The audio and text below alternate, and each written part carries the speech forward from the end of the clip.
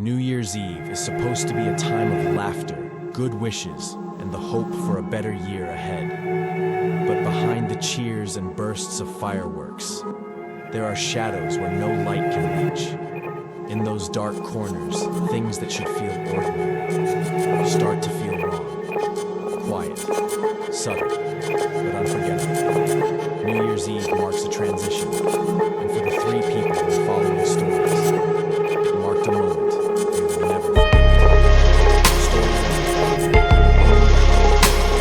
Last New Year's Eve, a friend of ours, someone I had recently gotten close to, asked me how safe it was just listening to this day.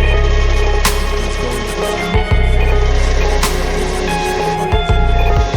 So I agreed to extra cash, quiet. Alex lived in a peaceful, isolated suburb. He left me a simple set of instructions feed Bailey water twice a day, but under no circumstance let out the cash. That night I mostly played, watched movies. I called my girlfriend Trisha. She said she could buy a fancy shift and make a run. Around 9:30 the doorbell rang. I assumed it was a lady dropping by to say Happy New Year.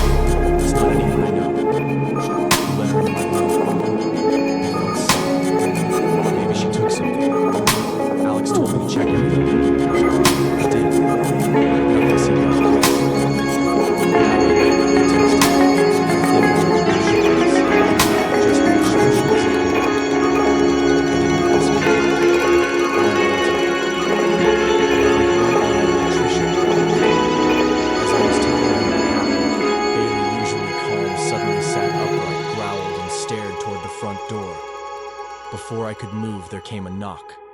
Not the doorbell. Just 3 slow, cold knocks. I didn't open. Called Alex again, no answer. We sat in silence, barely breathing. Then, footsteps, walking slowly past the bedroom door. Bailey howled, then crept toward the front door, tail rigid. A woman's voice floated through the wood. Alex, who's in your room? I shouted. The police are on their way. If you're still here, you'll be arrested. Trisha was actually calling 911. I just tried to sound braver than I felt. Behind the door, I heard whispering. Then footsteps began. When the police arrived, they searched the house. The officer leaned in close to me and said quietly, "If she comes back, don't open the door. She's not going to stay." I didn't sleep. I blocked the bedroom door with a chair and sat with my back against it, staring at the hallway light in the crack. The next morning, Alex came home early. The chain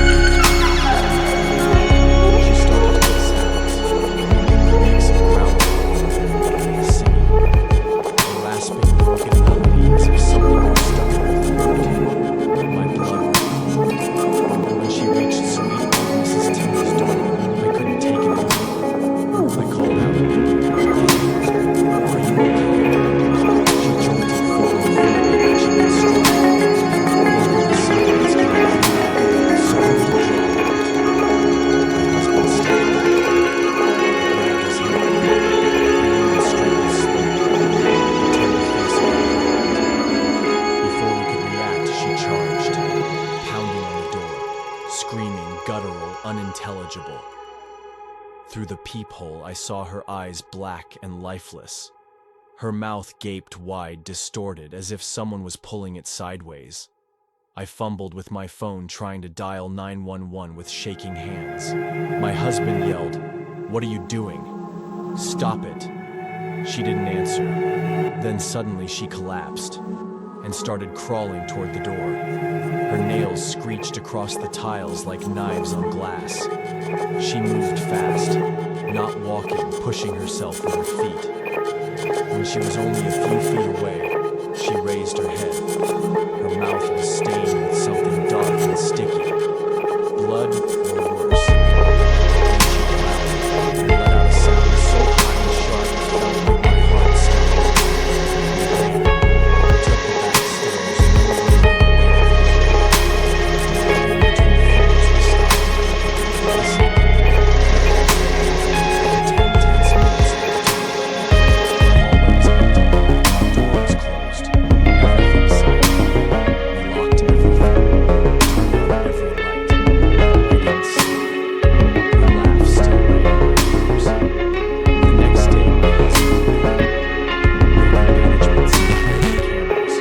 Malfunctioned due to cold weather.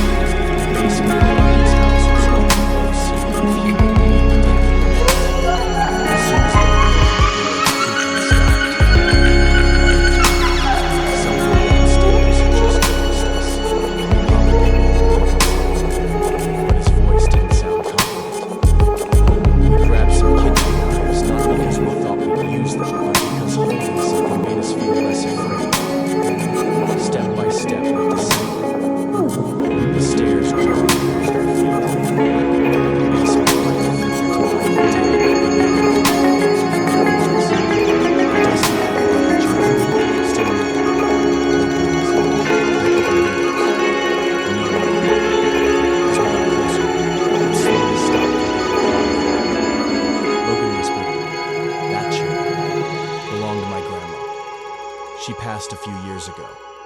Mom kept it because it was her favorite. I asked, "Does it normally stay here?" "No," he said. "It's usually in storage." My mom told me never to move it. I wasn't sure what to think. Curious, or maybe just stupid. I sat in it, rocked gently, the same exact creaking sound. My skin crawled. We both bolted up the stairs. The basement door slammed shut behind us. Logan locked it, then wrapped duct tape around the handle, like he was afraid it might open on its own. We didn't speak for a while. When I finally went to bed, I left the lights on, and the door cracked open. Later that night, not from the basement, in the hallway, right outside my door. The stairs, so the shadow of a chair. Like something.